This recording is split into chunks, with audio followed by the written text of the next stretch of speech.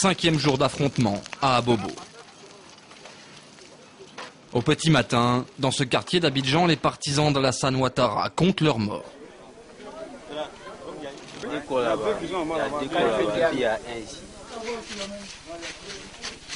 Cette nuit, les forces de l'ordre fidèles à Laurent Gbagbo ont fait parler les armes. Bilan, 5 tués chez les partisans de Ouattara et au moins autant chez les policiers cette semaine. Depuis le jeudi qu'ils ont fait, on a fait les manifestations là. Depuis voilà, le 16, jusqu'à aujourd'hui, chaque nuit c'est comme ça. Il faut que les gens viennent nous menacer pour pouvoir rentrer chez les gens pour pouvoir les tuer. Souvent même quand ils viennent, ils rentrent chez les gens puis ils les enlèvent. Et on ne sait même pas où ça va. Il y a d'autres qui disent qu'on va les garder dans certains coins, on ne sait pas. Donc vraiment, on est vraiment dans la merde ici. Difficile de dire qui a tiré le premier. Mais une certitude, il y a des armes des deux côtés. Place de la mairie, des carcasses de véhicules de police, détruits à la roquette. Ici, partisans d'Alassane Ouattara et fidèles de Gbagbo sont à couteau tiré. Des voleurs.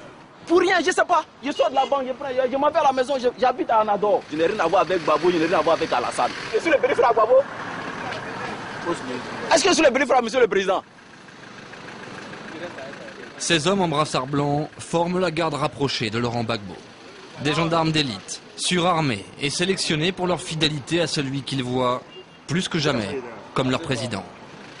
Vous partez, tu vas avec lui. Voilà, vous le mettez là-haut. Invisibles, mêlés à la population, ici dans le quartier d'Abobo, les militants de Ouattara sont chez eux. Alors pour les gendarmes de Gbagbo, chaque patrouille peut virer à l'incident.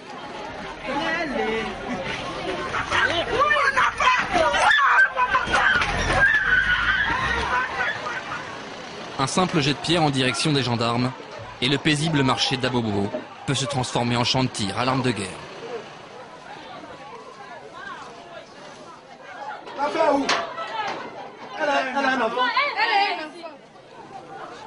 Face à la caméra, la patrouille décroche en bon ordre, sans un coup de feu.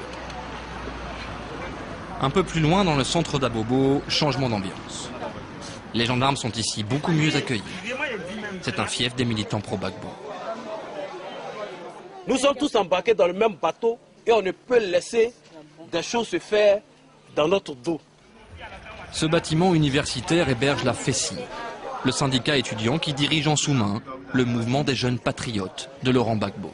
Nous sommes pour la patrie, donc a priori nous sommes patriotes et nous avons des liens forts. Et, nous nous rassemblons souvent pour discuter des questions de ce pays. Comme chaque jour depuis le début de la crise politique, les jeunes patriotes se réunissent en ce qu'ils appellent le Parlement. Depuis que la communauté internationale menace de déloger Laurent Gbagbo par les armes, c'est la guerre qui est à l'ordre du jour. Alors rapidement, le ton monte. Nous ne voulons pas une intervention militaire en Côte d'Ivoire. Parce que gare à eux, si le Comore met ses pieds en Côte d'Ivoire, vraiment, ça sera une catastrophe pour toute la sous-région. La guerre en Côte d'Ivoire, une perspective qui pousse le mouvement des jeunes patriotes à se radicaliser. Direction Yopougon, autre quartier pro-Gbagbo. Aux 4 coins d'Abidjan, un mot d'ordre. Recruter. Nous allons lancer un recrutement, un grand recrutement de 1500 jeunes ici. Et d'ailleurs, les combattants sont en train de se faire enrôler. Nous n'avons pas peur de faire la guerre. Nous pensons que la guerre s'impose à nous. Puisque cette guerre s'impose à nous, nous allons la faire avec allégresse. Nous allons la faire avec joie. Ceux qui devraient mourir, mourront. Et nous qui resterons, nous resterons. L'international a décidé de livrer une guerre. Un discours sans équivoque qui fait mouche sur les plus jeunes. Cet homme veut nous le prouver. Il nous conduit au bureau de recrutement local. Les jeunes sont prêts à donner la force. Venez, attendez. Vous me filmez même. Ici, c'est le camarade Piekoura Claude Raymond, secrétaire chargé des affaires extérieures du Parlement de Pougon, modérateur du jour. C'est ceux qui sont sur cette liste-là qu'on va prendre pour tuer les casques bleus et les 2000 autres casques bleus qui vont venir. Ils seraient tués. Dès qu'ils mettront pied net, ils seront égorgés. Il faut aller au front.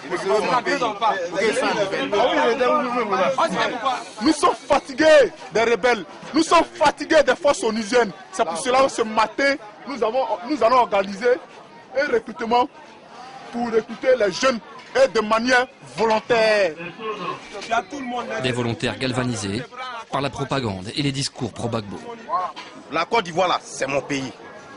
J'aime la Côte d'Ivoire. À part la Côte d'Ivoire, je n'ai plus autre pays.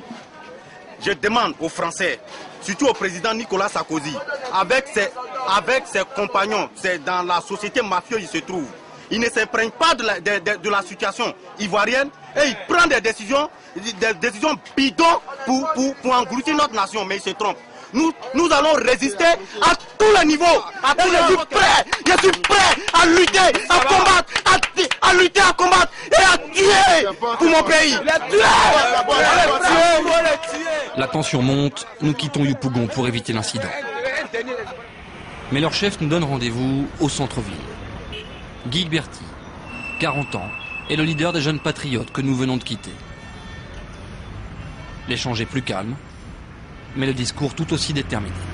Ceux qui se regroupent, qui disent qu'ils vont envoyer des soldats pour venir enlever Laurent Gbagbo, ils vont marcher sur notre corps. Et ça, personne ne peut enlever ça dans la tête des milliers et des milliers de jeunes.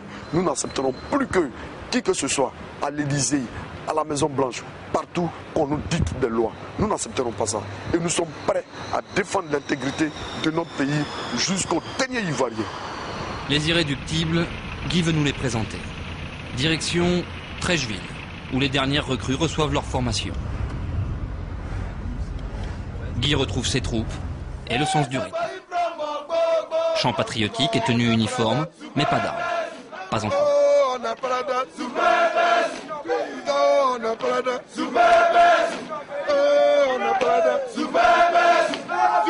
On a connu une crise pendant 8 ans. Et cette crise devait terminer par une élection. L'élection qui a eu lieu. Mais je suis un peu désolé parce que les Français, les Blancs, ils pensent que quand il s'agit de l'Afrique, on peut fouler aux pieds nos institutions. Mais on ne peut pas accepter ça.